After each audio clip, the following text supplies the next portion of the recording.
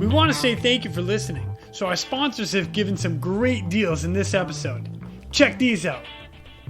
This episode of the Real ResQ podcast is brought to you by Breeze Eastern, the world's only dedicated helicopter hoist and winch provider.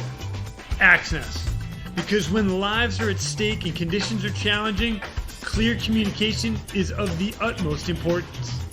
And SR3 Rescue Concepts, because you don't know what you don't know. Breeze Eastern, they dedicate themselves to our helicopter rescue world. Since the very first helicopter rescue in November of 1945, Breeze Eastern has designed and manufactured superior rescue hoist solutions. While much of the technology and the unique mission requirements have changed over the past 75 years, their commitment to the rescuers, the operators, and those being rescued has not. Contact them today by visiting them at breeze-eastern.com. The AWSC PNG wireless ICS system can bring cutting-edge wireless intercommunication system technology to any aircraft. The PNG system can be fully integrated into an existing ICS system or can be carried on and off as a mobile base station. They can go anywhere at any time on any aircraft. Plus, with the strongest and most robust waterproofed handheld on the market, this system can take a hit and keep working. Their wireless intercom systems are designed to enhance situational awareness through improved communication capability. This system brings superior noise canceling technology to eliminate rotor wash and engine noise from your ICS. The AWSC PNG wireless system is currently deployed in more than 1,800 public safety, air ambulance, and search and rescue aircrafts worldwide. I have personally used the AWSC system in 4 different countries and on 5 different airframes. It is awesome. If you want more information, contact them today at axnes.com. That's AXNES.com. You just make sure you tell them Quinny sent me. And SR3 Rescue Concepts is a training company that can help with your helicopter training, a standardization and safety check, or maybe just an audit or an FAA refresher. They are here to bring your agency up to date with the most current techniques, rules, regulations, and equipment. The training staff is awesome. With a certified flight instructor pilots, experienced crew members, which I am happy to say that I am one of them, they offer training in rescue, medical, tactical, firefighting, ground operations, and night vision goggle use. SR3 is also partnered with Peterson to assist with personal protective equipment and the highly specific Lazard. SR3 also goes beyond the helicopter world as they provide high-angle rescue training and tactical medicine training. Contact them today at sr3rescueconcepts.com or over on Instagram at SR3_rescue. I love it when we get the opportunity to talk to guys that are on an entire crew, or in this case, most of a crew for an incident and a rescue that they went out to do. It's awesome to hear all of their perspectives and break it down between how the communication worked back and forth inside the aircraft. It's awesome. So up next, we've got another crew from Naval Air Station Lemoore. Same pilot, but different members in the back. So please welcome our next guests, Mr. Josh Tessone, Mr. Jesse Peterson, and Mr. Tyler Hodge. My name is Jason Quinn. I am United States Coast Guard Rescue Swimmer number 500. These are my rescues and rescues from those of us that put our lives on the line every day so others may live. This is the Real ResQ podcast.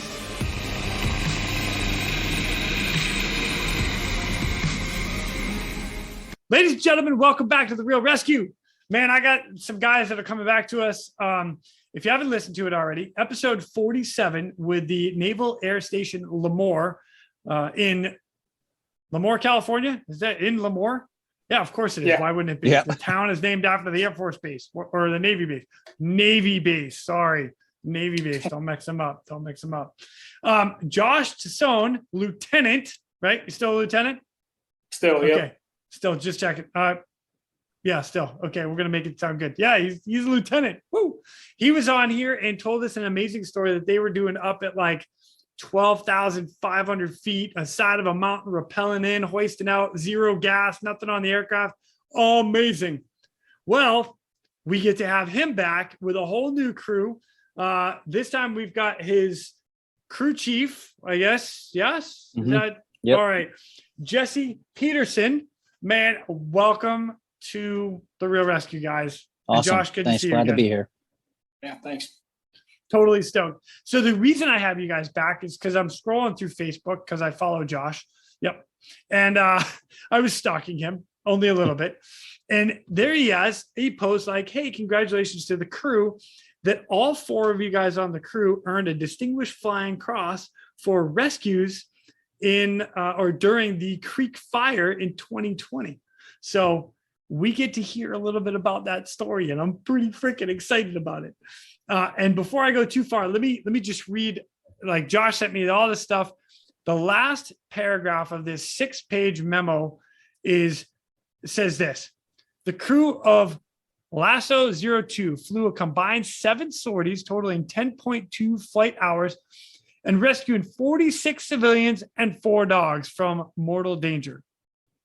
Repeatedly disregarding their own safety, they flew through the night on night vision goggles in severely degraded and dynamic environment in extremely hazardous conditions. Through their perseverance and expert employment of their aircraft to the operating limits, the crew of Lasso 02 executed their mission without reservation and prevented a mass casualty event. Lieutenant Tessone, Lieutenant Tinkham, AWSC Peterson, and HM1 Hodge repeatedly volunteered their services in the face of known peril. That right there is amazing. So with you guys, holy cow, I'm going to get into like the DFC stuff, but wow, let's start from the beginning. Are you guys just chilling? You're seeing the news because the Creek Fire in California was a big one. And I know that they were pulling firefighter crews from all over that state and then some to try to fight that sucker. So what are you guys doing? Just chilling at the base, and somebody makes a phone call and says, Josh and I, we were just kind of hawking the news. We knew that, it was just kind of hot everywhere, that in the northern fires, this and that. And then we also knew that there was the Creek Fire had kind of started, but as fast as that thing flared up, that's nobody was really expecting how fast that was just gonna, spread. But Josh and I were always texting back and forth, like, hey, are you following this? Are you on Twitter? This, that, and the other. And knowing the terrain and I know the Sierra is like the back of my hand, and so I'm thinking I'll see little things pop up or I'll on Twitter, like this location or that. And so I'm not saying that I was looking for a rescue, but all our assets in California were tapped. That was the reality of it, And so it was only a matter of time that they were going to call active duty assets. And so I guess I don't remember. It's kind of a blur now. It's been a couple of years, right? How we got activated. So I'll pass it back over to Josh on the rest of it. All I know is this, I'm sitting there scrolling like, oh, this is a potential. This is a potential. There's no escape from here. There's one way in, one way out. But I didn't know that what I was looking at earlier in that day and prior to that was actually going to pop off. I knew there was an incident, but didn't know that it was that big. I just knew that, there was a possibility in that vicinity. And I didn't know it was Creek Fire because, again, there were other fires that were smoldering in and around the area. So we were already pre-positioned anyway, just in case the worst happens, and the worst happened. So.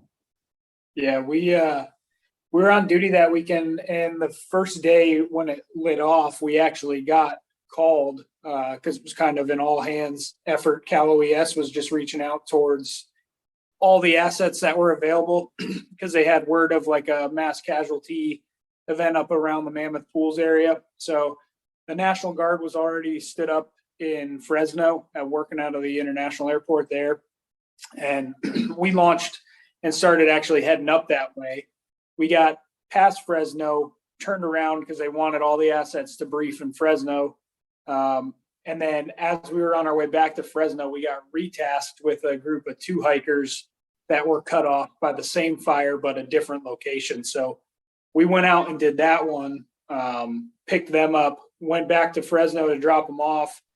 And then we had like a complete avionics failure while we were getting gas, computers all tanked and stuff. And with the conditions, it just wasn't going to happen again that night. So we were sitting around watching the news and stuff. And it was later in that weekend that we were seeing reports. I think Jesse shot me a news article saying that the Guard had attempted some rescues of like 200, upwards of 200 people stranded up at China Peak. And we were like, man, we know exactly where that is. That's right in our backyard. Like, we know how to get up there, all these different ways. So then I was like, you know what, let's just see. So I reached out to some contacts I had with Cal OES, and I was like, hey, let the Guard know that we've got a crew and we can go if they're looking for more help. So they contacted him. 15 minutes went by. He called me back. He's like, hey, they said head on up. So we went up there and briefed up with the Guard guys, and we all came up with a plan and then went from there. That's awesome. Yeah. Well, I'll tell you what, before you guys get too far into it, because I want to backtrack to the 3 people you pulled off the trail. But let me get into the write-ups here, because again, these write-ups are amazing for you guys. So let me start with Josh. I'll read the whole thing, and then you guys you just keep giving me the rundown. The President of the United States takes pleasure in presenting the Distinguished Flying Cross to Lieutenant Joshua J. Tessone, United States Navy, for service as set forth in the following. Citation: for heroism and extraordinary achievement while participating in aerial flight as co-pilot assigned to search and rescue Naval Air Station, Lemoore, California, from 5 September to 8 September 2020. Lieutenant Tessone displayed remarkable perseverance and skilled pilotage while employing the MH-60 helicopter in support of the rescue operations during the catastrophic Creek Fire in Central California. On 05 September 2020, he expertly flew an approach into a low hover at 11,500 feet through thick smoke, falling ash, and active wildfires that resulted in a complex and unpredictable airflow at low altitudes while rescuing 2 hikers cut off from escape. Additionally, on 7 September 2020, he expertly effected the rescue of more stranded hikers at Lake Thomas A. Edison. After aborting the initial attempt to reach the lake due to thick ash and smoke, reducing visibility to 0, he piloted the aircraft from on top of the smoke layer, using terrain just barely visible to the crew as a guide to break out of the layer no higher than 300 feet above the elevation of the lake.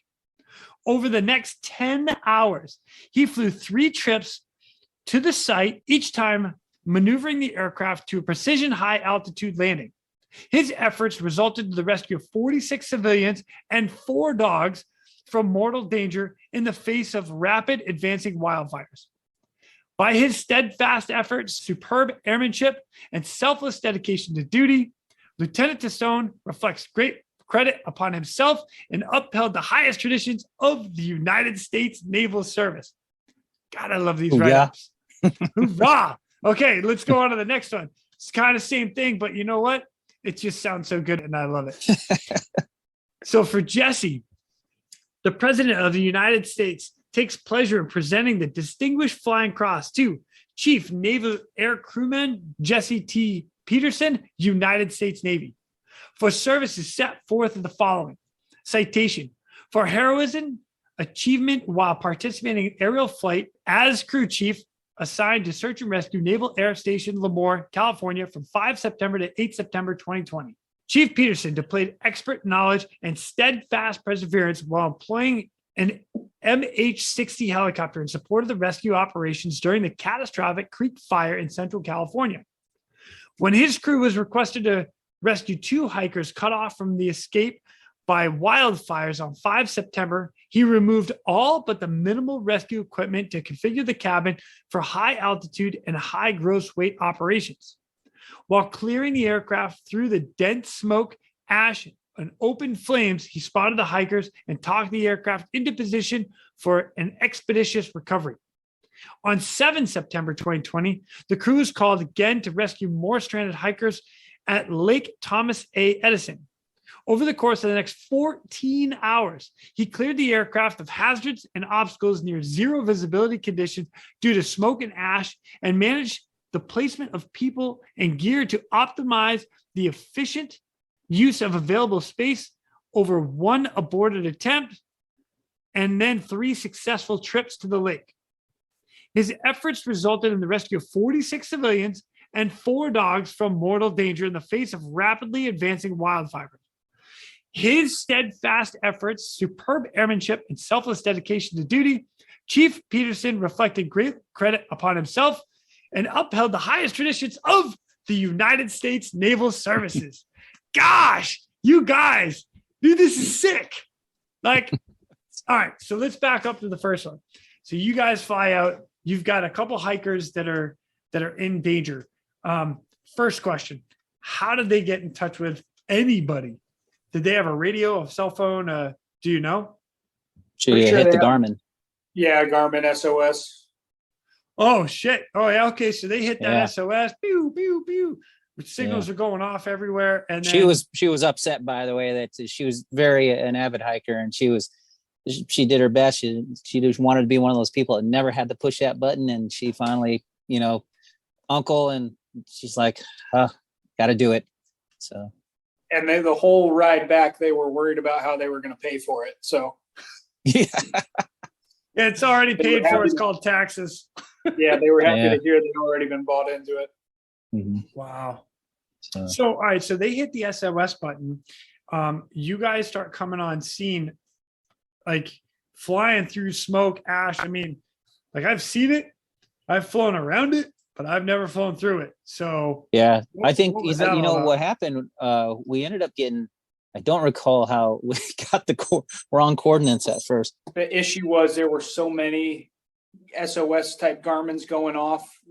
We originally got it was either converted poorly or we got a bad hit, and it was about 25 miles north of where we actually ended up getting them. So we went up there and we searched there for a while, and it was within a different TFR. There was another fire up in Yosemite, and we got cleared into that TFR, and we were searching that area for a while, and we got down to having maybe like bingo plus 30 minutes left, and Lieutenant Tinkham was like, hey, why don't we run by that other lat long on our way back to Fresno for gas, just give it a quick look over and see if maybe we're looking in the wrong spot. And luckily, when we went back over that area, Jesse ended up spotting him after a couple passes, and it was kind of a time crunch from there. So we made quick work of the recovery.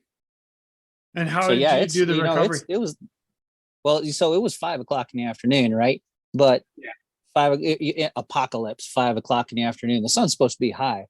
It was dark, and they had their as we happened to come across this ridge line, we saw it's the lamp, their little headlamp, and they heard us coming, I guess, and assumed that we were the rescue birds. So that was pretty cool. I'll have to mention too, like, here's some things that we didn't know.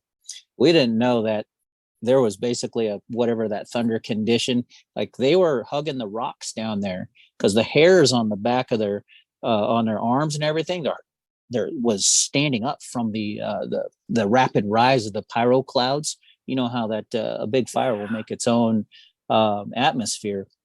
So things that I didn't notice were, back behind me were lightning and things like that in the clouds themselves. That's we saw that video footage later. She did a little Instagram story that she posted, and I'm like, oh my gosh, we were in the middle of an electrical storm, doing this unbeknownst to us. So, but I think awesome.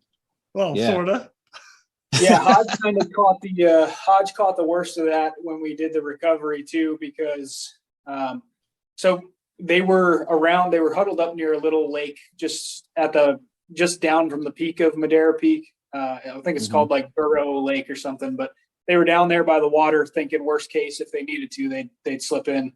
But it's kind of rocky, not really a great place to land, but there was a little bit of a flattish area that we figured we could make a low approach into a Higgy and just do a quick low hoist recovery from there. So we ended up setting up. We did that just fine. We had enough power to get in there. I think I shot maybe an approach to about a 10-foot hover. And then Jesse hoisted Hodge down. Hodge made contact with him, called for the basket a couple seconds later. And both of them, luckily enough for us, were petite, and they both fit into the basket at the same time, set them up. Oh, nice. So, but Hodge got zapped pretty good. And there was a video from the lady in the basket, and you can see all the static coming off that basket as it was coming down, just because of how charged the air was, all the ash off the rotors and stuff. It's pretty rough. Dang, man.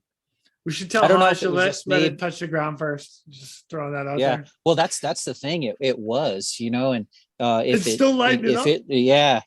So if it lifted up just for that second, you're going to charge up just again, and depending on the aircraft you're using, sometimes you could have that cable grounded really hard, and you're just going to get it feels like a little tattoo, as it comes across your skin there. But strangely enough, I even felt a little zap in my hand, but you continue on with it.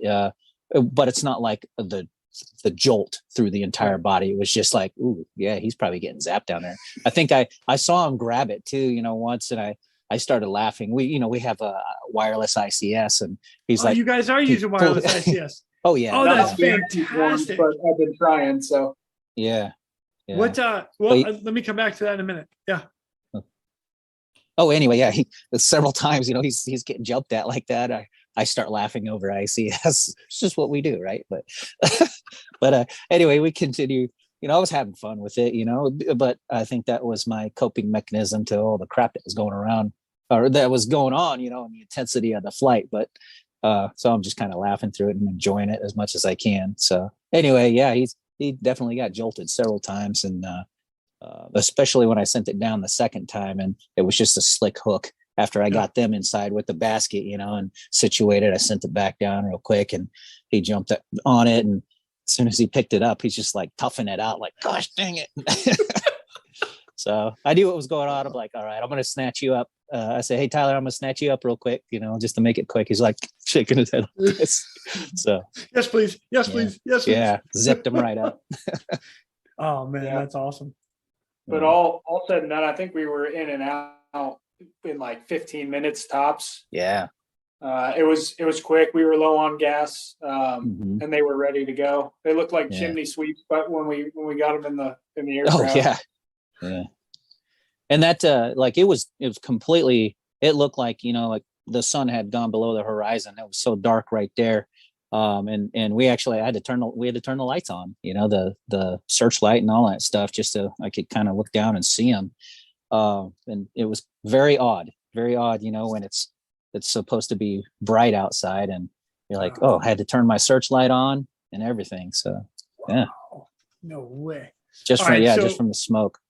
Out of curiosity, were you guys cool and you pulled all their gear with them, like backpacks, tents, sleep bags? Oh yeah. Yeah. You guys were so nice. A day hike. It was just a day they hike. Didn't have too much with them. But they got up there. That's how quick this thing exploded. That fire lit that day and just took off. And in the time that it took them to get from where they had parked their car up to the summit of Madera Peak, when they turned back around, they saw this just apocalypse behind them, and they knew they weren't going to be able to get back out that way. Wow. Yeah. Dang. All right. So then from there, you guys fly back to, you said Fresno? Yep. Fresno, dropped them off there. And then unfortunately that was it for us that day. We had to take that bird back. Just limp it home. Yeah, pretty much. Luckily it was still daytime, and we could fly VFR home because, like I said, the computers weren't working. Yeah. Yeah, that was. I mean, it was hotter than technology's hell. You know, amazing. that time.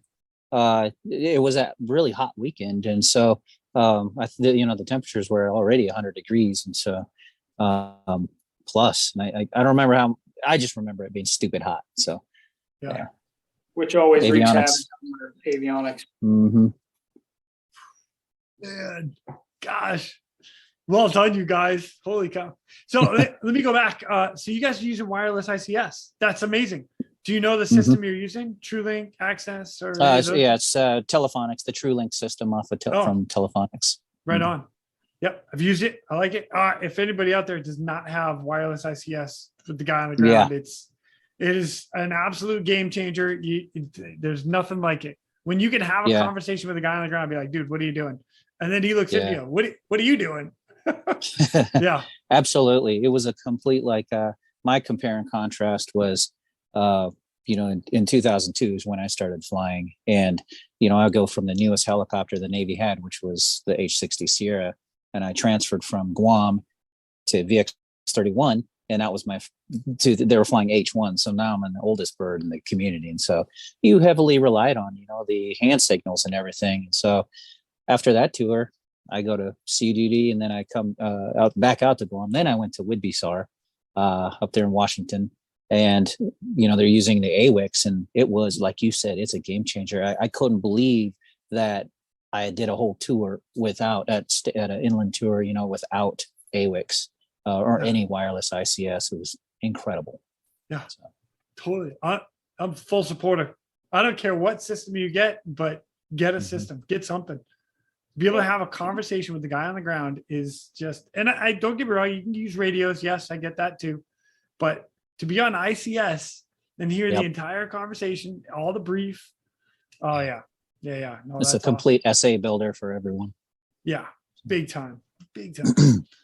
All right. So now you guys limp back, get the aircraft repaired, and then boom, get called out again. Or make some phone calls and be like, hey, we can help. Yeah, it's hard just sitting around when you got all the tools you need to go help, and everybody else is busy doing something, and you just want to go to work. So we're lucky enough to be in a place where if there's work to be done, we've got a long enough leash that they let us go and do it. So it was just a matter of letting the right people know that we were available and we were on our way. Mm-hmm. Awesome. So how did it turn into the 46 people? Was that 46 on that day, or was it 46? The rest of the second was 44 and 4. Okay. Yeah, 44 and the 4 dogs on that second night. 44 and 4 dogs. And that all started. So I think we started making the calls around 8 p.m. on Sunday. Got approved to go up there. We landed up in Fresno around 10 o'clock, and then we briefed with the guys up there, and they had a CH-47 crew and an H-60 crew that had already made a couple attempts, but had turned around due to smoke and poor conditions and stuff. So we went up there, had an idea of where we wanted to go based off of where some of our training areas are, and just figured we had a route that might get us back there. They briefed that plan. I stayed in the bird while it was spinning because we were ready to just turn and go right back out. And they assigned each of us a different mission. They gave us, originally there was a family of 5 up at, I want to say it was called Hidden Lake. Hidden Lake, yes. Yeah, and it was a hoist mission up around 9,000 feet. And they figured since we do a lot of the hoist stuff, they would send us to that. They wanted to send the 47 to Edison because that was where the biggest group of people was. And then one of the other 60 was supposed to go to the China Peak area because there was about 14 people or so that were stranded there as well. So we all took off and went our separate ways. And of the attempts that night, this was the worst one.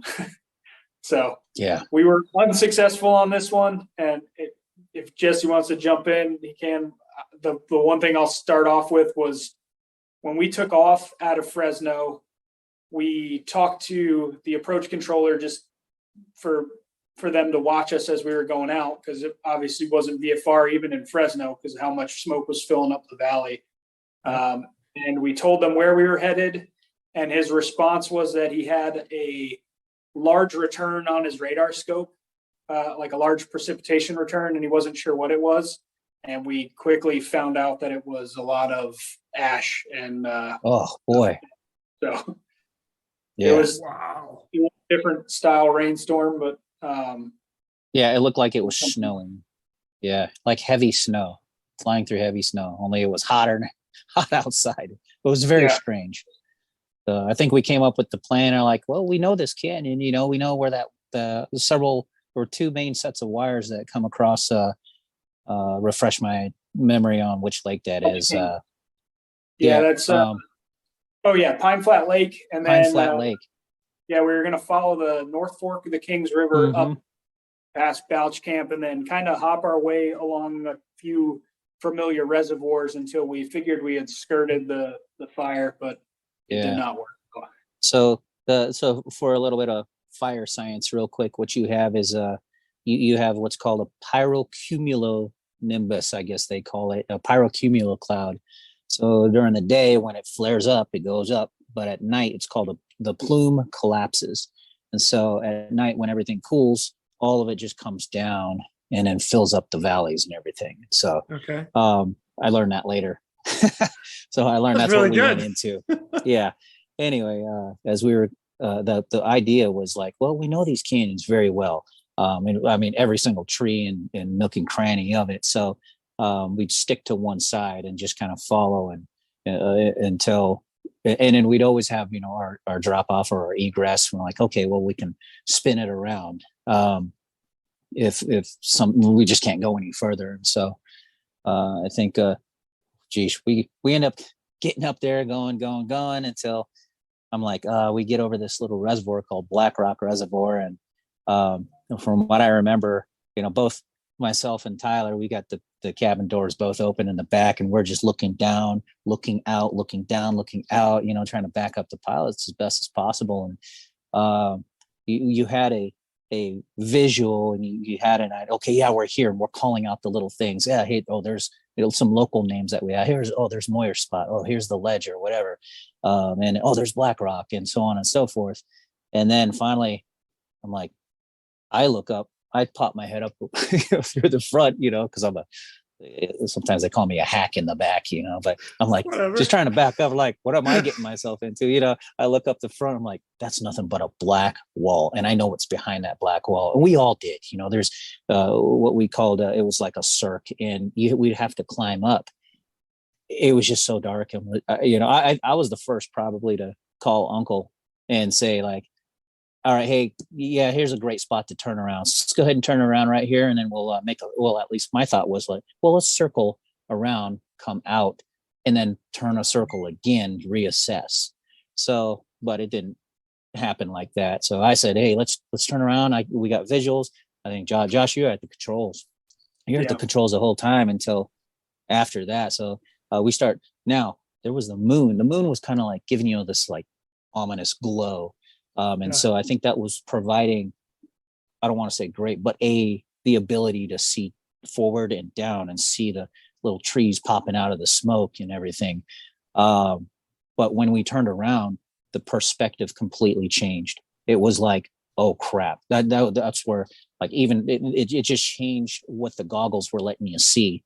And it was, you're basically into the fog at that point. I had my little... So I got this little app on my iPhone called You Need a Map, all one word. Incredible. It's a 3D, you know, I downloaded it. And I mean, I'm hawking this thing. It's the most reliable thing I've ever used, actually. And it's an offline 3D map. So I should write a letter actually to the guy who created it and say, hey, this probably saved our life, you know. So we might have to throw a plug for him in here. Yeah. Anyway, so at that point, I could see, all right, yeah, hey, trying to stay calm. Tyler, he's over on the left-hand side. He's like, okay, I think I got the hillside on my left-hand side. And then at that point, I think Belch Camp, there was a glow down to our 2 o'clock low, which was providing us a light, but at the same time, light as it's just glowing down there, and you're thinking to yourself like, "Oh, this might be actually disorienting." And so at that point, I'm disoriented in the back. I just know that there's a freaking wall right in front of us, and we should start climbing up. And then I think several times I let's just. I was throwing out words because I'm just like, let's ITO out of here. He's just like, oh no, I don't want to climb up, and I think Tinkham was saying that, and and then finally, they I'll let you go, Josh, because I remember just kind of like thinking about that. I was praying, but throughout the whole flight, but at that point I was just like, I don't want to go like this. We're going to be a freaking statistic. The mishap board's going to say like, classic. This is what they shouldn't have done, so anyway. Okay. Yeah. All right. So Josh, real quick, before we go too far, did you go IMC? So you had visual reference and then kind of flew into it, or what? By the legal definition of VFR and IFR, it was IFR the entire time. Okay. IMC, I mean, we went inadvertent over BlackRock, like lost all references in that orbit when we were trying to make the turnout. I was on controls all the way up to that point. We lost references, kind of regained them for a little bit, coming back out, and then we lost them. And what Jesse took the last 5 minutes describing, all that happened probably in like 30 seconds. But it was the longest 30 seconds of my life. Like you said, we had that moon, we saw the camp down there. And at one point when I lost references and he started saying, hey, we should climb from where we were in BlackRock, there's probably you got to climb about 6,000 feet to clear the surrounding mountains. I just looked at the moon and I was like, you know what? If we can see the moon through this whole climb, I know that I'm not going to hit a mountain. Like if I just climb to the moon. So I started a climb. Tinkham picked up a ridge. We swapped controls, and then Tinkham took that terrain down his side until we regained contact with the river. And at some point we cleared the power lines that went into Balch Camp because he was using his "you need a map" and knew where we were and stuff. But that was about the sketchiest piece of it right there. Like I said, we're super familiar with this area, and it ended up turning into it just looked like I'd never been there before. So we were crawling our way along at about 100 feet above the river and maybe 80 knots just to keep references on below us and off to the side in the canyon wall. And once we lost that, it wasn't going to work. We were probably a few miles down to the south of one of the edges of the fire. And when we initially passed it, like looking at it, tremendous amount of illumination on the goggles, fire, like you could see stands of 200-foot pine trees torching up to 300-400 feet, just sending flames up, and intense amount of light. You look away from it and it's pitch black, and then you turn back towards it and it would completely bloom you out. So really just degraded the NVG image, especially with all the particulate in the air. It was like that scene in Star Wars where you're flying through the galaxy and you just got all these stars kind of zooming past your face. So yeah. Good descriptor right there. Kind of wild. But yeah, we managed to get out of the mountains, pop back out over Pine Flat, and then tuck tail and ran back to Fresno to land there. And we shut down for gas, and I'm pretty sure the 47 and the other 60 were already back. And we went in and started coming up with a plan for another attempt. Holy smokes. Yeah, I guess when we made our attempt, all three of us made our attempts. That was basically the height of the plume collapse. So it was the worst time that you could go, apparently. So yeah, it was. Well, I'm glad you guys made it back. Holy cow. Yeah. That's dang. I love the idea of you can see the moon, fly to the moon until you can get clear. Yeah. Yeah. I figured as long as it was still there wasn't something in front of it. So true. Yeah. Yeah, I played back my flight track. I think when I was looking at it, it was at 75 feet, and we cleared that ridge. And I think that was kind of simultaneous. Like when I played it back and looking at it, I'm like, yeah, right around here is when he said, "Oh, I got something," and it was right. Yeah, any lower. I mean, 75 feet. That's 1.5 discs. You know. Oh yeah. That's not. Yeah. That's not very. That's not very far. So, No, not even a little bit. That's close. That's real close.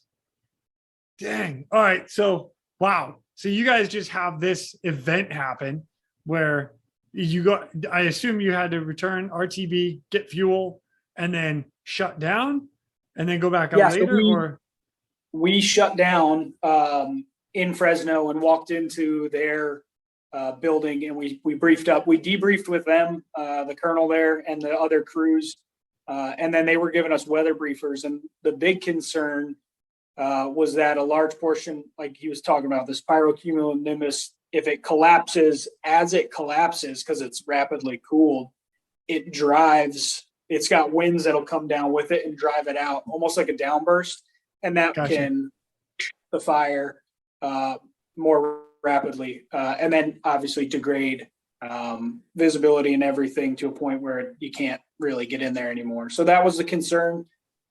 They were looking at weather. They were thinking there might be a favorable time around, I think the next time we went out was around 2 a.m. And at that point, that was going to be the 47 crew and this other Guard 60 crew's last attempt for crew day. And then we were going to be on our own until close to 08 in the morning when the next set of crews for the Guard came in. So we briefed with them. The 47 guys, just because that aircraft's got superior performance characteristics and altitude, they said that they were going to go out and look and see if they could find the top of the smoke layer and just transit on top until they were overhead where they knew the lake should be and see if they could see anything. Gotcha. So they took off ahead of us and the other 60 crew. And about 20, 30 minutes after they took off, they reported back, hey, we found the tops at 11,000 feet. So we're like, okay, cool. That's within our window. We can climb up to there. Let's go. So we all went. The 47 crew called back to base. They're like, hey, we can see Hidden Lake. We're going to go over there and start looking, send the 60s to Edison and China Peak. So the other 60 crew was like, hey, we'll try to get to China Peak. And we were like, cool, we'll start with Edison. So took off out of Fresno, just blind climb up until we popped up on top.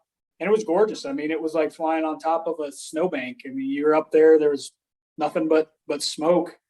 And then you get over the Shaver Lake area and Mammoth Pools, which was the heart of the fire. And it's like looking down into the gates of hell, honestly. Yeah. Like even from 11,000 feet, you can see clearly just flames licking up. It just scorched earth.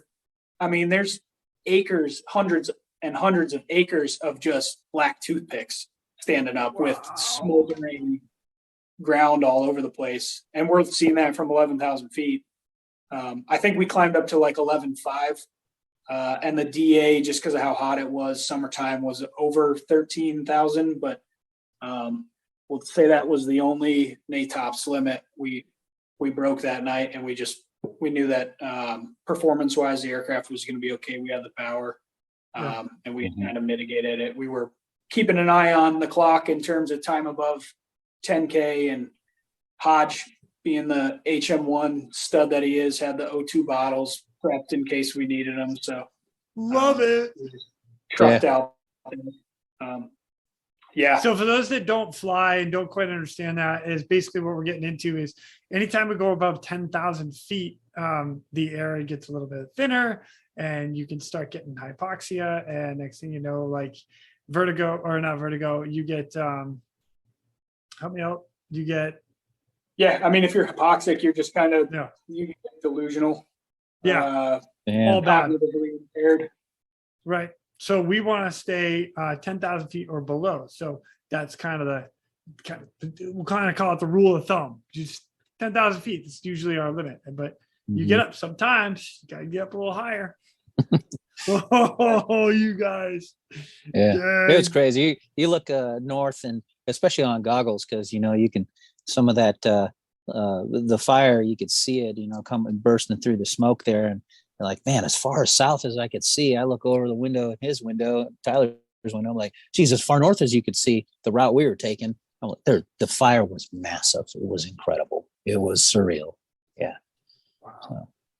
Yeah, Right. and we just trucked straight over it because at night the TFR was closed, so that wasn't an issue anymore. They weren't doing any active firefighting from the air at night, so we didn't have to worry about deconfliction with them, which was another reason they were trying to run all these evacuations at night. Got it. So now for you guys, on your evacuations, do you just kind of come in and landing and just loading people up, or hoist, or both? Or no, so that first, getting down there.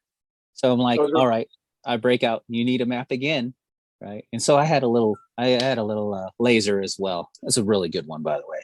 Anyway, nice. So we I knew that I kind of formulated an idea. I'm like, hey, what if I see that it was shaped, Edison was shaped a certain way. Like, well, let's kind of like circumnavigate this terrain. We'll follow this ridge line down, which will dump us into the lake, and we can do it systematically, kind of like, just a couple of descending orbits, and but with known terrain. Because like I said, above a certain altitude, it was beautiful. But once you started getting lower and lower, it started to build up, and we're hoping to see that as we get lower, we can determine, because the smoke and your visibility is closing in. Oh, we got a mile. Okay, now it's a 3/4, then it's a half a mile. Okay, now it's like, a quarter mile, and so on and so forth. And so if I knew that if we could at least get down to where the water is and terrain, and it was hot as well. So, I'm thinking power and so on and so forth. And if we could get down to where there were some other lights where we knew or had heard that, all the stranded folks were, then we'd have some sort of illumination in the area and utilize that as our kind of like a beacon to get down in there. But I was pointing my, like, hey, follow this down. I was on the right hand side of the aircraft. I'm like, hey, you should start seeing terrain. Follow this right here. This is going to descend down this way. All right, there's a finger that's going to go down that way, and so on and so forth. That's kind of what I remember. Yeah. Over to you, Josh. I don't know if it's ironic.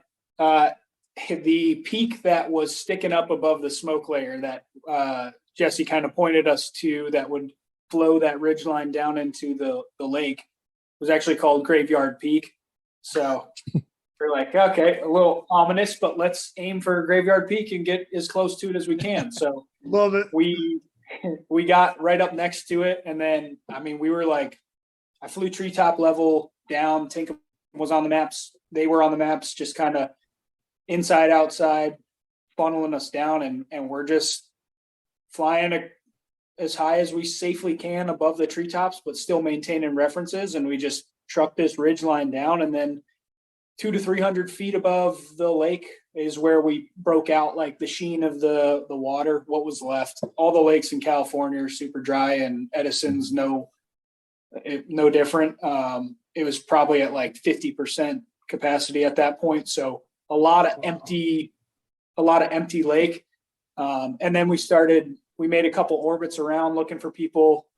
They heard us. This was at like 3 a.m. So we basically woke everybody up.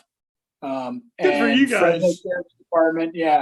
Fresno Sheriff's Department was there. They were kind of on scene coordinating everybody who had gathered at that place. So you've got people who are back there camping because it was a holiday weekend. You've got people that got funneled off the Pacific Crest Trail because there's I forget the name of the camp that's right there, but there's a spot there where you can resupply. You can have supplies sent, and you can pick them up along your hike. So it's a hot spot for hikers. There's a little feeder route into the PCT. So it was where they were getting everybody out. So there was a lot of people stacked up there, but the Fresno Sheriff's Department turned on the truck lights, and they started illuminating the area down where they were. And we started setting up, making our passes. it was kind of tucked into a corner with probably 150-foot pine trees. And we made a few approaches, dropped the smoke, made a low approach, and kicked up an insane dust storm because it's all lake bottom, like talcum powder style dust. Right. And then that filled the air with the smoke. And we were like, this spot's not going to work. So we found the boat ramp and kind of like a little concrete sloped area. And there was a small little stream of water leading up to the boat ramp. So we shot a low approach over that little finger of water right up onto the boat ramp and then landed on the boat ramp. And then from there, Jesse and Hodge got out and made contact with the guys, so he can talk to that. Yeah. So from there, let's see. Yeah, we got out and you could see kind of like the glow over the horizon. I'm like, oh man, we better, make haste. So they weren't even ready yet.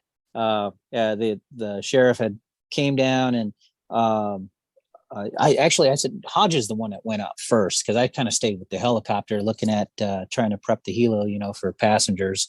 And so he radioed back and says, hey, these guys aren't even ready yet. So we're just we needed to burn off gas anyway to take off those people or take all those people. So from there, I remember, folks were like, oh, can we? There were a bunch of hikers at that point. But at that also, I didn't know if they were hikers or if they were, people that lived there or not. So definitely wanted to make sure we took their packs and everything.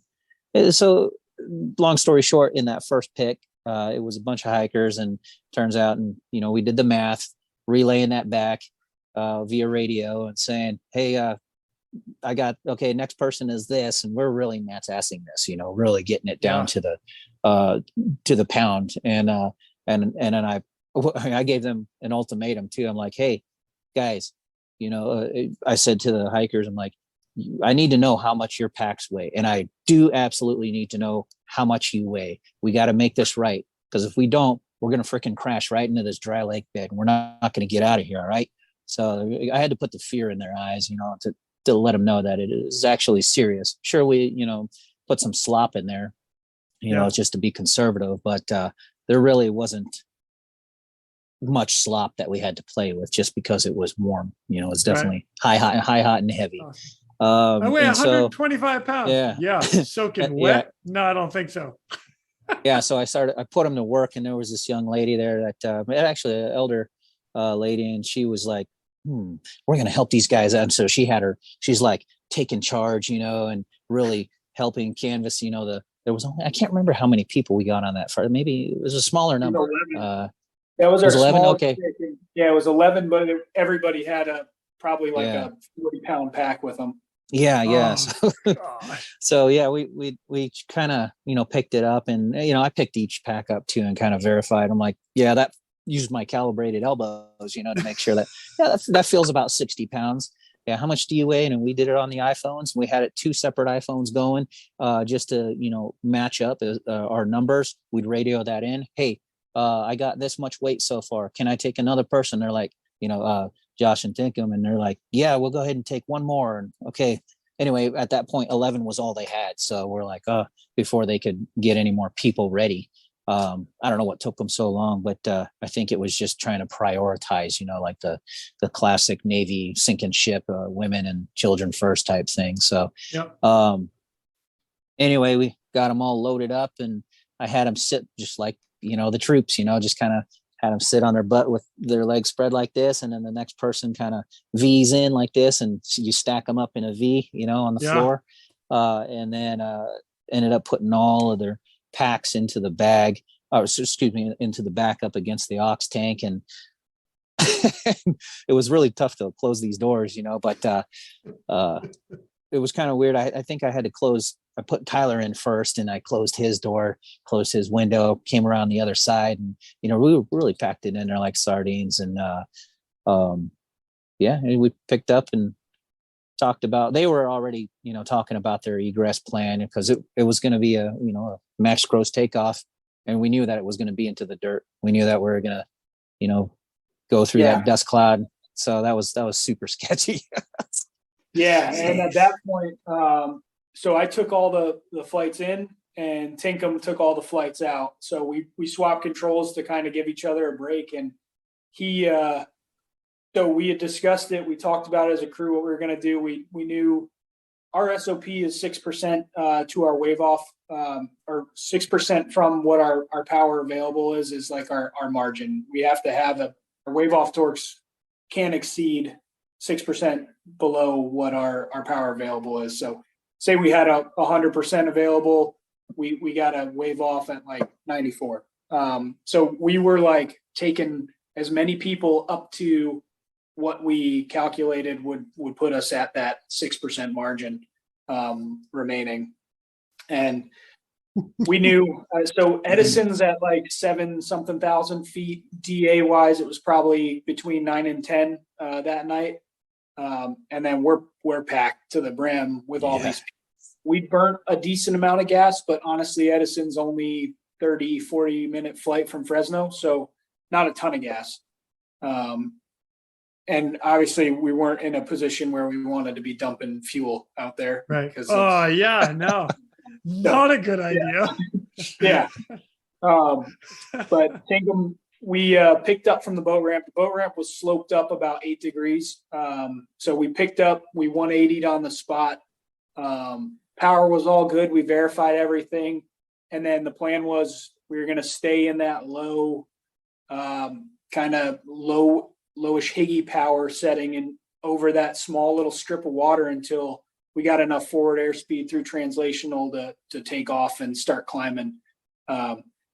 We cleared the edge of the boat ramp and immediately we're in brownout. So gosh. He transitioned to an instrument scan. I'm backing him up, and he did a phenomenal job doing a max gross weight instrument takeoff in less than favorable conditions. And then we cleared that. We cleared the trees at the edge, and then just started to climb back up to 11.5. We knew what was out in front of us. Terrain kind of just slopes down from Edison, so we knew with a climb in we were going to be good. Picked back up, got on top, and landed in Fresno. And then once we dropped into Fresno, we got all those guys out, said goodbye to the 47 and 60 crew. I believe the 60 crew was successsul. They were with China Peak. Yeah, they picked up some guys from China Peak. But the 47 crew, I don't know what happened. The download that we got from them was they found the family at Hidden Lake. They tried lowering a basket, but the family kept walking away from it, which understandable. A 47 shows up at 3 a.m. and is blowing 2 big fans at you, sending a basket down. Not really the most family friendly thing on your camping trip. So there's something to be said about sending a guy in and to have a conversation with somebody on the ground. I'm just going to throw that out there to everybody. Like, have that rescue guy on the hook to send him in to have a conversation with somebody makes a world of difference. But to give those guys credit, that Monday when that Friday that we picked up those two, after that they had gone and done the Mammoth Lakes one, and they got DFCs for what they did that night. So yeah. Goes to them all the work that they did there. Unfortunately, that family just wasn't ready to go. And then those guys were at crew day, so it was awesome flying with them and great having them out there and kind of downloading us on everything that they knew. And so they paved the way finding the tops of the clouds and gave us a route out. But then we went out 2 more times and it was just us. Just lasso out there for the rest of the night. Did you guys end up going back to that same location to pick up everybody else that was there? Mm-hmm. Yeah, so our next 2 trips were right back to Edison Lake, right back to the boat ramp, same style and flavor landing and departures. But the next 2 times, so the next time we went in, everything on goggles. It was really a weird time because sun was starting to peak over the Eastern Sierras. So it was really kind of complicating. Like the goggles weren't as effective anymore. But it definitely wasn't bright enough to be off goggles. So it was just a weird time for that one. And actually we swapped spots. We didn't use the boat ramp after that. There was a big spillway that we ended up moving down to, like a big gravel spillway. It gave a better approach in and a better departure path without the brownout. Nice. You know what? To give everybody a perspective of that, as far as goggles go, and you're talking that weird time, it's like that time when you're in your car and it's not quite dark enough for sunglasses, but when you put sunglasses on, it's a little too dark. It's that weird, like, I want to put my sunglasses on because it's bright, but then I want to take them off because it's too dark when I have them on. So that's what you're talking about with goggles, like that weird time. So I've got Tyler right here. Hold on, let me bring him into the conversation. What's up, Mr. Tyler? How are you, buddy? Good, man. How you guys doing? These guys are talking some great stuff about you. My gosh. About me? It's probably all lies, I bet. Probably. Well, welcome to the conversation, man. This is already being recorded, so we're already kind of into the story. Here's what we've got. We've got you guys going in and picking up people on the 5th, and then landing and being broken, and then going having to get repairs, and then going back out on the 7th. 11 people. Like, that's the first trip. The second trip, going in to get more, and then landing on another gravel pit. That's where we're at. It's amazing. Okay. You're all caught up. Yeah. That sounds about right. Awesome. So I'll tell you what, because I'm bringing you right into the story, I just want a little of your perspective of what you saw walking away from the helicopter, being hoisted into the areas that you were going into. What did it look like for you? I think one of the things that was the trippiest part for me was that first day. There's a picture that we got from one of the people that we rescued from their GoPro, and it was late summer, so that the sun goes down real late, and we were up on a mountaintop, and it's just like the valley to the west. So usually it's still pretty bright out around the time that we effected the rescue. And the picture from their GoPro looking straight up at the aircraft, it looks like it's so late. It almost like it's like nighttime, but there would be so much sunlight out. So that's probably like one of the weirdest things to me, is to see it from like the camera's perspective, because in your mind you're like so busy, you're scanning around so you can see away from the fire, and then you look toward the fire, and it's just two totally different worlds meeting right in the middle. But to see it from the camera's perspective of how strange it looked, almost like if it were like a rainy day or something like that, but obviously there wasn't any rain going on, just completely the sky was just socked in with all the smoke, and the lights from the aircraft being on during the daytime, just to try to illuminate where we were at was kind of interesting to see, because it's stuff that you totally forget about. But then when you kind of have that snapshot of time was kind of trippy. Dang, man. I heard you got a little electrocuted from the little shocked. Yeah, for sure. Yeah. Oh, I also heard somebody was laughing at you. I don't know what happened. Yeah, Chief, for sure. Always laughing at me at my expense. Love it. That's all right. Yeah. All right, we're going to fast forward. We're going to catch back up to these guys. So, Josh, you guys are coming into that next landing, and no problem rolling in, and then you change your location to a new location for where there's a rock bed. Yep. Yeah, it was maybe like 50, 60 yard long spillway on one of the ends of the lakes. Big gravel area, no DV, so easy in and out. We were able to shoot a nice low approach in there. What's funny about that spot is we hit the boat ramp, but on that first pick, but we didn't even notice that flat spot over there, and it was only maybe about 50 yards away. So that's how thick the smoke was, even down there. You didn't see it. And so when we came in for that second time, and we're like, oh, forget about that. Yeah, let's forget about the boat ramp. Let's go right there.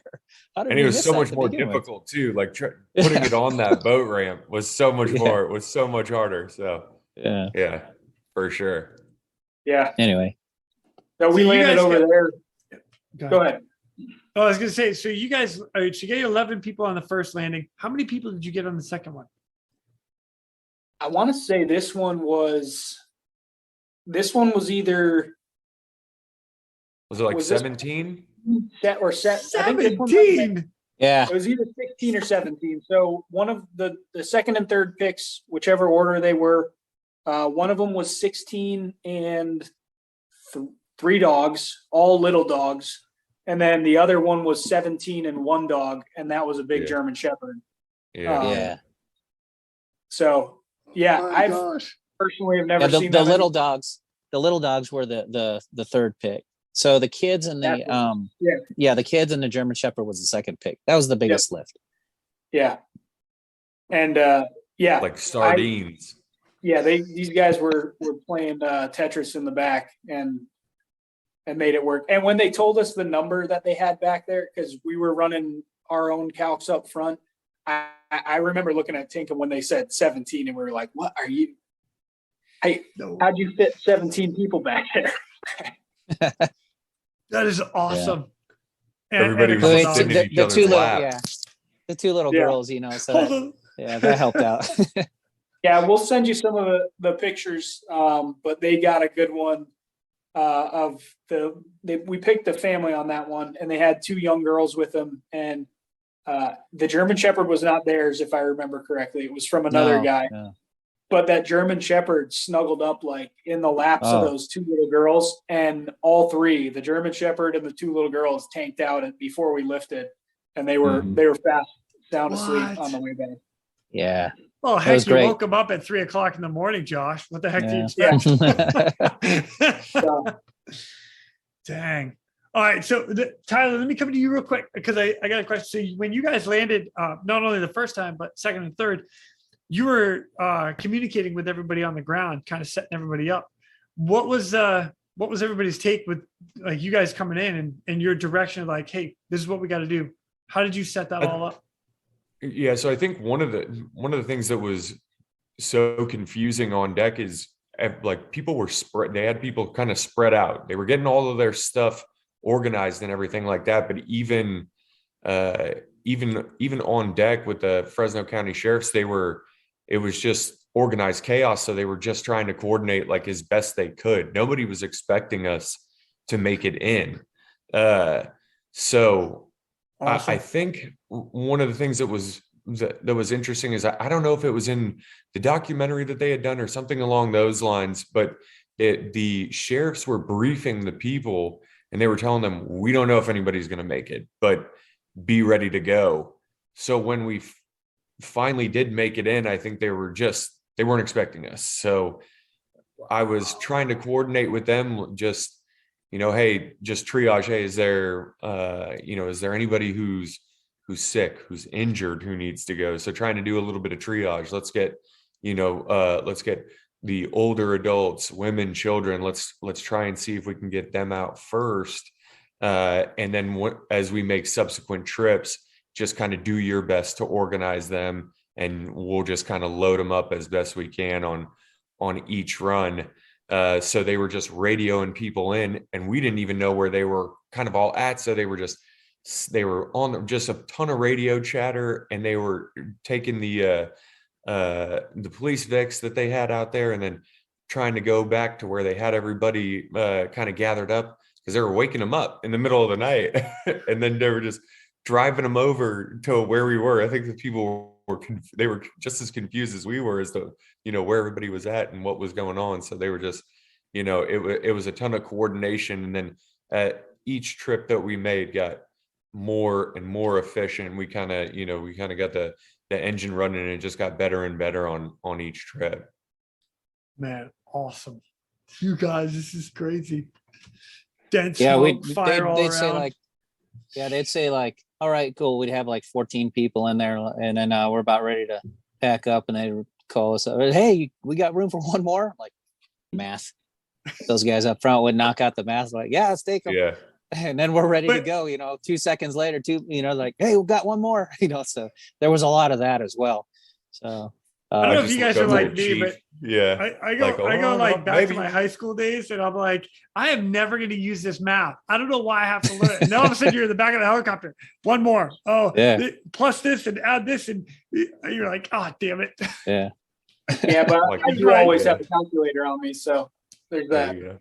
Oh my gosh. You guys, that's awesome. All right, so now we get everybody out of that area. Is that like it for you guys, or did you have to go out for other areas? So we, like I said, we were those second and third picks that we were successful with.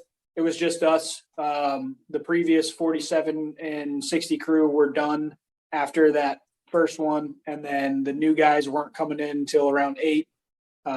So we landed, dropped off those 17 and the dog, and then we went back out one more time.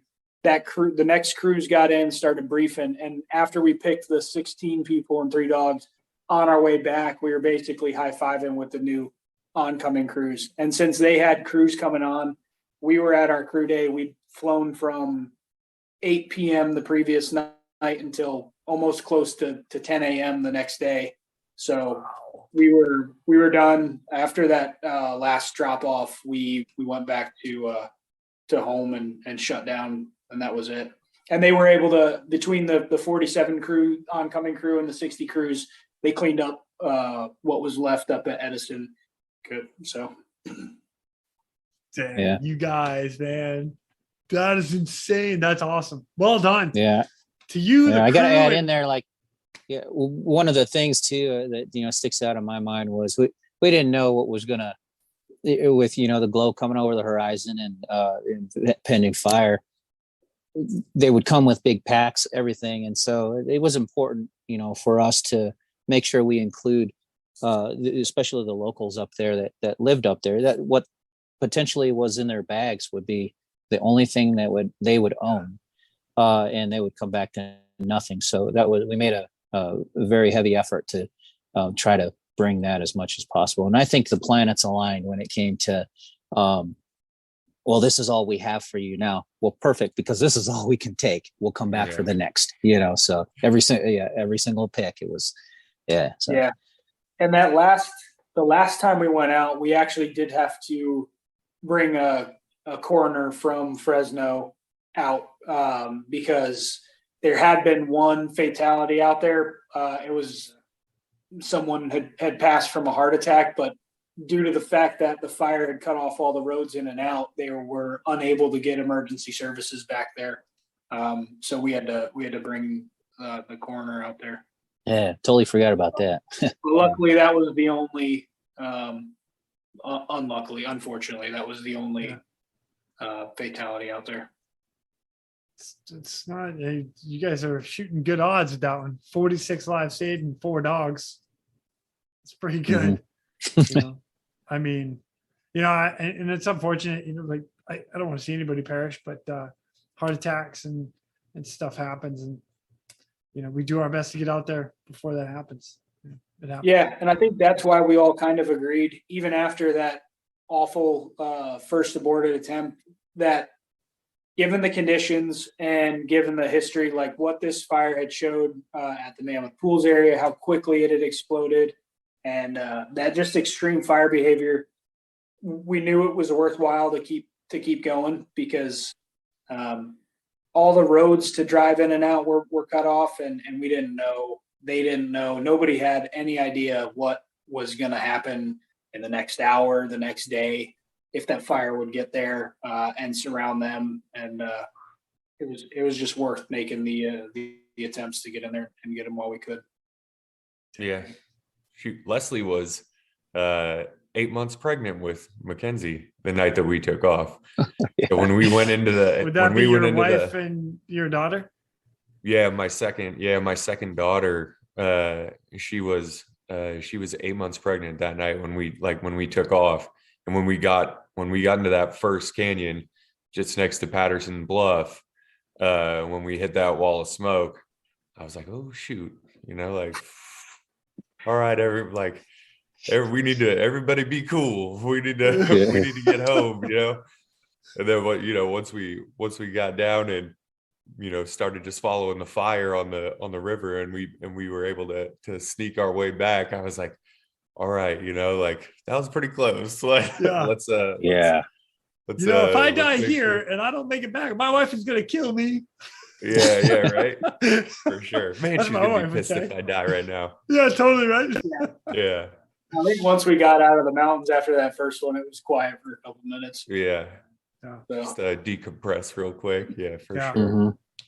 But when we ended up going back, especially like LT and Chief had mentioned, when we picked up the family, and I'm pretty sure it's 3 little girls that they had.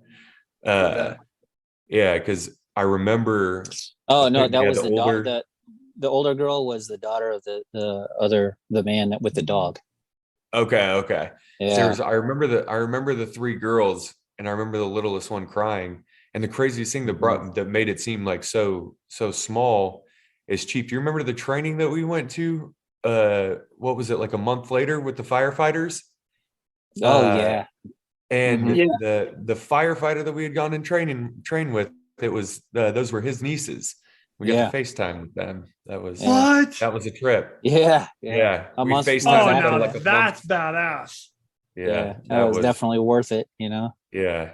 It kind I of look like over brought at it all Tyler. home, Yeah, he was Yeah. like, I was looking over like, oh man, he's about to cry. If he cries, I'm gonna lose I'm Yeah. gonna lose it. So Yeah, we're just like It's waving hi to okay. him. I'm like, It's oh man, okay. they were super happy back home. Yeah, It was yeah. awesome. Oh, that is cool. That is very Yeah. cool.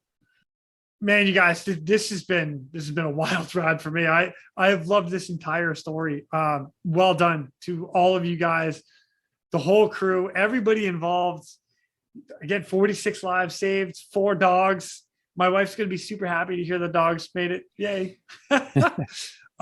Before I let you go, I'd like a little debrief as far as pass on some knowledge to everybody else that's out there that might come and do something similar. If you could do anything different, if there's anything you would have changed, what would it have been? Josh, let me start with you.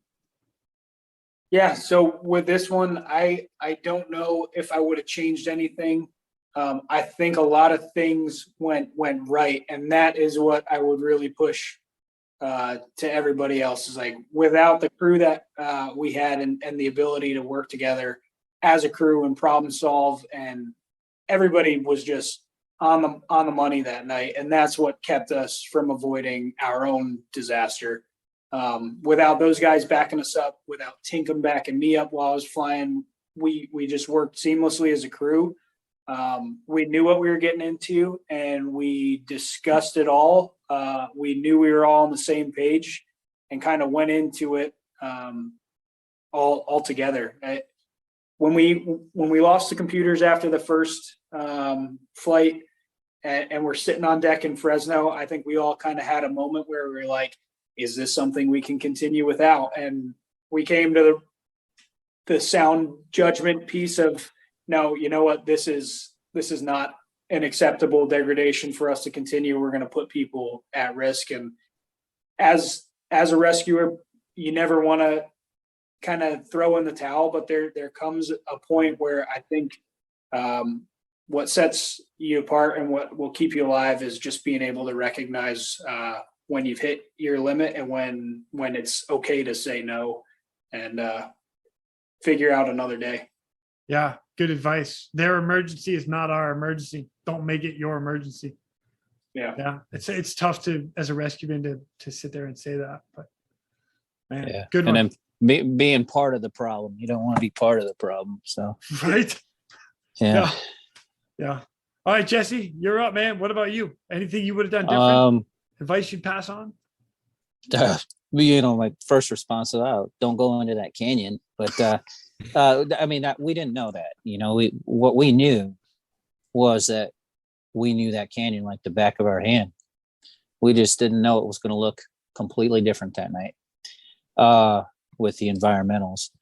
I think up on the mountain, the first day, I probably would have lifted the hook up a little bit more, and then shocked Tyler a couple more times just for my entertainment. But no, I would use the grounding cable. So I think we had some grounding cables, and it was just not something that crossed my mind. The way it is, like here in China Lake, I have to use every single hoist. You have to have a grounding cable. It's just the way it is, with all the dust and everything. But in that environment, it wasn't needed very often, and so I'll definitely continue to use a grounding cable on the hoist to minimize or reduce or get rid of the shock hazard to my crewmen, and so Nice. and give them a little bit pleasant more time. That's really But nice. yeah, as Josh was saying though, like the everything happened for a reason, and I don't think that we could have done anything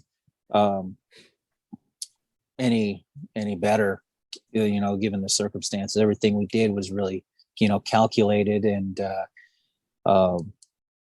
especially like, all right, we know that it's a possibility that we're going to break NATOPS here, and we're not going to be single engine here. Yeah, I'm sure there's a we could glide it on the other side of the mountains, if we do lose an edge. I don't know, but it was, I can't think of much that I would do different. And maybe I don't know. Like I said, it went well. I think there was a guy who was watching us that night, and there was a lot of people praying for us, and for everybody in the whole state, for that situation. So right on. Brings up kind of two conversations. One is I want to talk about that app again. What was it called? The map app? You need a map. Like all one YOU? word. Yeah. What? Okay. You need a map. All right. Yeah, it's all one word. gonna- Next up, the icon is a picture of Uncle Sam, like pointing at, that classic picture. Nice. And it's only Okay. it's only on Apple or iOS. Yeah.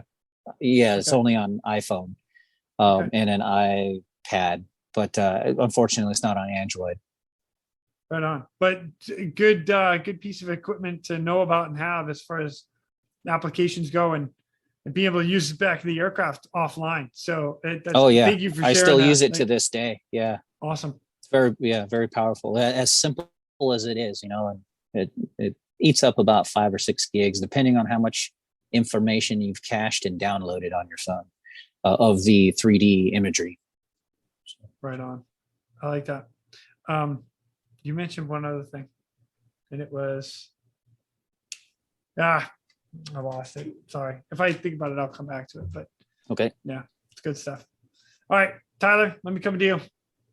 Yeah. What would you for pass sure. on to everybody else out there? Biggest thing, like LT and Chief brought up, is knowing your limitations, and that goes pretty much like everything that happened that night. Just kind of knowing what your limit is going to help guide whatever it is that you're trying to execute, right? So knowing our ability to fly into the terrain, knowing how our communication devices are going to be working. We had with rescues before with local state agencies the inability to communicate before. So knowing that ahead of time and cross training, that can let hey, we may come into this, but just know we may be able to hear you, or we may only but we may not be able to respond, but we may be on the same page with you. Knowing your limitations as far as NATOPS and everything like that. The limitations are knowing those limitations. You got to know what you got to know what the rule is before you break it. It's like the old adage that you hear. And then that goes into the service altitude, and then the weight that we were trying to, and then how many people you can load up, knowing that you're not supposed to put that many people in, but then being able to kind of figure out how it is that you're going to be able to execute that Tetris in the back. But I think especially for me, going from being a corpsman and going into that aviation community, an atypical role for a corpsman, and then operating as a crew chief, and then going on later to instruct. And so many of these kids were my students later, and then would be asking me about it. And I'm like, some of the things that you're going to do are not even going to be related to medicine, but you're going to be asked to know some of that information. And it's important because your life is going to be in, these pilots and these crew chiefs' hands. You have to be an active member, so that you're contributing, and you're not hindering everybody in the aircraft. So that's really one of the things, especially for medical personnel. If push comes to shove, like your life is in their hands too. So the more that the safer you're going to be in a dangerous situation. So that is a true statement right there, my friend. Absolutely. Yeah. So this is the number 2 that I wanted to ask you, Jesse, and I'm glad you brought it up, Tyler, because NATOPS follow the rules. Like, we got to follow the rules, follow your protocol. I'm all about it. On the edge, just outside, when you're going to break those rules, as long as you can do it safely and you've discussed it as a crew, which I know you did, I'm not opposed to it. And that's me. It's not living on the edge. It's not pushing your limits. It's making sure you're safe all the way through. And I think that's important. And that's a big conversation that we don't have to get into here, but you guys have brought it up a couple of times. So I want to emphasize, like, follow your protocols. At that time, you got to deviate. Make sure you have a full crew coordination conversation. And when you get called to the carpet, why did you do it? Okay, I did it because the base layer of the smoke was here. We had to come here. It brought us into here. Yeah. So. Yeah, and it's important. Our NATOPS has a blurb on when you can deviate from it, and it sets that guidance, and it touches on sound judgment and that kind of ORM piece. Like, if you can discuss what you're doing to mitigate it, and obviously you're taking on that risk, and you can still get your wrist slapped for breaking those rules.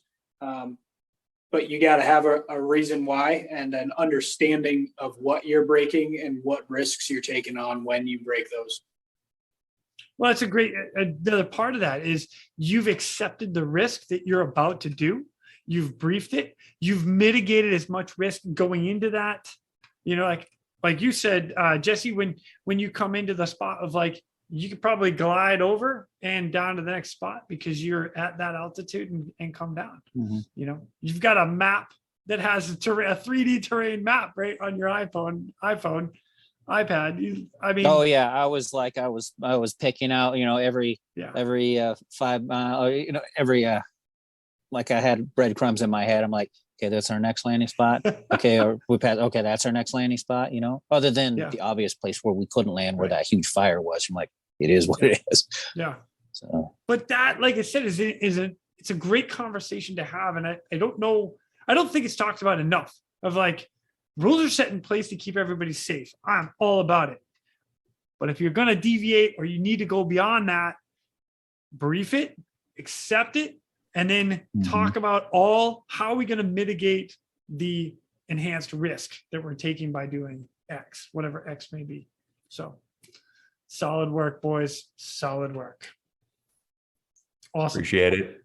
Well, thank you guys for coming on, man. I really appreciate listening to the story. Josh, I'm going to look at you and say, keep them coming, man. Come on. Yeah. You guys get some crazy stuff. So, and I love hearing about this stuff. So I love it. But Jesse, I'll be in touch with you. Tyler, for sure. Calling you too. All right. Right on. Guys, thank you. Enjoy your night. Thank you so much. Stay safe when you guys go flying again. All right. We'll do, brothers. All right. And with that, ladies and gentlemen, we are out of here. Go. Thank you for tuning in. We hope you enjoyed this episode of the Real ResQ podcast. Please take a minute to like, subscribe, and hit that share button. I'm pulling chocks and taking off. But before I go, if anyone out there has a rescue story they would be willing to share, I would be humbled and honored to have you on as a guest. Or if you have any questions about rescue or anything else we talk about here, send an email to jason@therealresq.com. That's Jason at TheRealResQ.com. You can also check us out on our web pages, therealresq.com, our Facebook page, and our Instagram page @TheRealResQ. Again, a special thank you to all of you staying on the watch today. Always remember, when that SAR alarm goes off, those in distress are praying for a miracle. They are going to get you. Until next time, fly safe and swim hard.